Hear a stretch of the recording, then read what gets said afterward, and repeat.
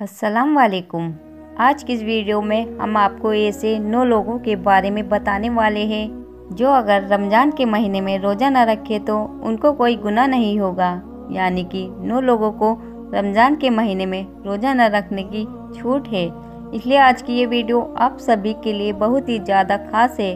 अगर आप भी 9 लोगों के बारे में जानना चाहते हैं तो आप हमारी आज की इस वीडियो को आखिर तक ज़रूर देखें और मेहरबानी करके इसे शेयर भी कर दे ताकि हर मुसलमान के पास ये वीडियो पहुंच जाए। तो चलिए मेरी बहनों, वीडियो शुरू करते हैं। रमज़ान शरीफ मुसलमान के लिए अल्लाह ताला का एक नायाब तोहफा है।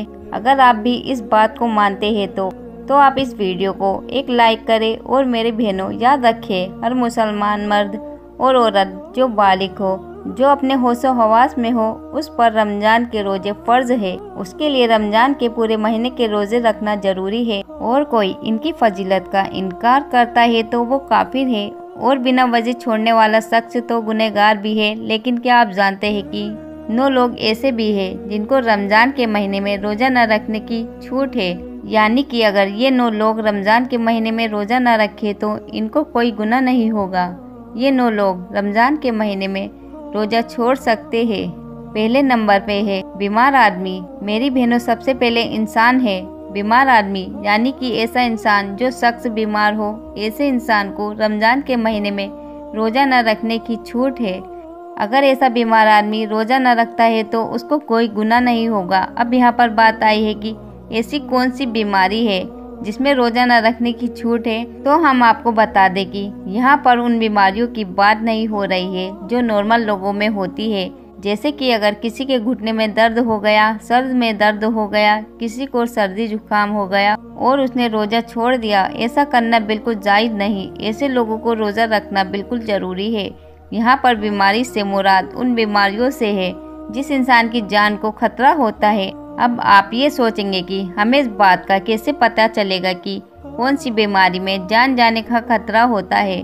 तो हम आपको बता दें कि इस बात का आपको ऐसे पता चलेगा अगर कोई माहिर डॉक्टर आपको ये कह दे कि अगर आप भूखे प्यासे रहे और अगर आपने रोज़ा रखा तो आपकी जान को खतरा हो सकता है।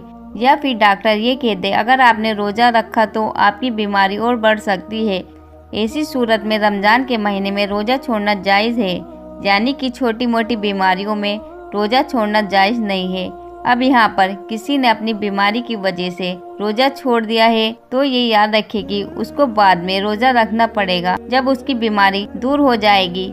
यानी कि जब उसकी बीमारी ठीक हो जाएगी तो उसको छोड़े हुए रोजों को कर्जा करना होगा। अब किसी की बीमारी ऐसी है कि वो कभी ठीक ही नहीं हुई और उसका आखिरी वक्त करीब आ गया, तो ऐसे में वो अपने घर वालों को ये वसीयत करेगी मेरे इतने रोजे छूट गए हैं, उनका फिदिया अदा करे। और फिदिया यह है कि हर एक रोजे के बदले एक मिस्कीन को 2 वक्त पेट भर खाना खिलाए। नंबर 2 मेरी बहनों, दूसरे नंबर पे है हामिला औरत, यानी कि प्रेग्नेंट औरत। मेरी बहनों, जिस औरत के पेट में बच्चा हो, यानी कि वो हामला हो, प्रेग्नेंट हो, अगर ऐसी औरत को और उसके बच्चे की जान जाने का खतरा हो तो ऐसी औरत भी रमज़ान के महीने में रोजे छोड़ सकती है। ऐसी औरत को भी कोई गुनाह नहीं होगा। यानी कि ऐसी औरत के लिए भी रोजा न रखना जायज़ है। लेकिन याद रखें, ऐसी औरत भी अपने छोड़े हुए रोज़ों को बाद में रख ले। यानी कि जब उसकी सेहत तंदुरुस्त हो जाए तो उसको वे छोड़े हुए रोज़ों को कज़ा करना होगा। इसके अलावा अगर कोई औरत हामिला है, प्रेग्नेंट है और ऐसी औरत को कोई माहिर डॉक्टर ये कह दे कि अगर वो रोजे रख लेती है तो उसको या उसके बच्चे को कोई भी नुकसान नहीं होगा, तो ऐसी औरत के लिए भी रोजे रखना जरूरी होगा। नंबर 3 दूध पिलाने वाली औरत। मेरी बहनों, हम आपको बता दें कि ये दूध पिलाने वाली औरतें पहले हुआ करती थी जो किसी के बच्चे को पैसों के लिए अपने साथ में ले जाती थी और 2 से 2.5 साल तक के दूसरे के बच्चे को अपना दूध पिलाती थी। यानी कि वो दूध पिलाने की ठेकेदारी लेती थी। ऐसी औरतों के लिए भी रमज़ान के महीने में रोजे न रखने की छूट है जो बच्चे को दूध पिलाता है। मगर ये सिलसिला आज के ज़माने में तो रहा नहीं।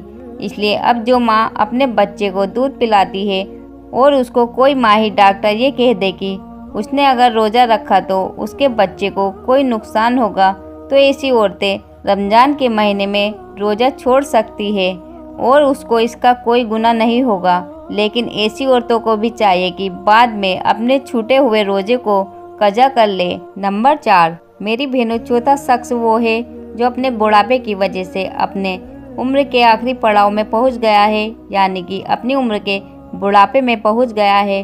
अगर कोई शख्स इतना ज़्यादा बूढ़ा हो गया हो कि वो अपने बुढ़ापे की वजह से अपनी जगह से उठ भी नहीं सकता और वो बैठ भी नहीं सकता, अगर कोई शख्स अपने बुढ़ापे की वजह से इतना ज़्यादा कमज़ोर हो चुका है कि उसमें रोज़ा रखने की बिल्कुल भी ताकत न बची हो, तो ऐसा शख्स भी अगर रमज़ान के महीने में रोज़ा न रखेगा तो उसको भी कोई गुनाह नहीं होगा। यानी कि ऐसे बूढ़े शख्स के लिए भी रोजे छोड़ देना जायज़ है। मगर याद रखे, ऐसे बूढ़े शख्स के लिए भी फिदिया का मसला आता है, तो उसको चाहिए कि वो अपना फिदिया अदा करे, यानी किसी गरीब मिस्कीन को 2 वक्त पेट भर के खाना खिलाए। नंबर 5 है निफास वाली औरत।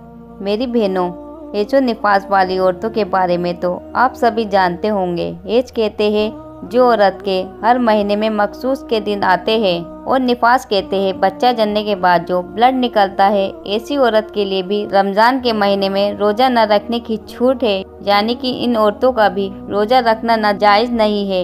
यहाँ पर एक बात और याद रखें, इससे पहले लोग जो आपको बताए गए हैं, अगर वो रोजा रख लेते हैं तो उनका रोजा हो जाएगा। मगर ये है जो निफास वाली औरतें ऐसी है जो इस हालत में कभी भी रोजा नहीं रख सकती है, यानी कि इनका रोज़ा रखना जायज़ ही नहीं है। अगर ये ऐसी हालत में रोज़ा रख लेती है तो इनको सख्त गुनाह होगा। लेकिन हाँ, जब ऐसी औरत पाक साफ हो जाए तो इनको चाहिए कि वो बाद में इन छूटे हुए रोज़े को रख ले। नंबर 6 पागल या दीवाना आदमी पर। तो मेरी बहनों, छठा आदमी वो है जो पागल हो गया हो, यानी जिसका दिमाग खराब हो गया हो, जो अपने आपे से बाहर हो गया हो और जो भेकी भेकी बातें करता हो, अचानक बेहोश हो जाता हो। तो ऐसे इंसान के लिए भी रमजान के महीने में रोजा न रखने की छूट है। यानी कि अगर ऐसा पागल आदमी भी रोजे न रखे तो उसको कोई गुनाह नहीं होगा। मगर ऐसे इंसान को भी चाहिए कि अगर बाद में उसका दिमाग जब ठीक हो जाए, जब वो तंदुरुस्त हो जाए, तो छोड़े हुए रोजे को कज़ा करे। नंबर 7 मुसाफिर का होना। तो मेरी बहनों, मुसाफिर कहते हैं उस शख्स को जो सफ़र में होता है। ऐसा शख्स भी अगर सफ़र की हालत में हो तो वो रोज़ा न रखे तो उसको भी कोई गुनाह नहीं होगा।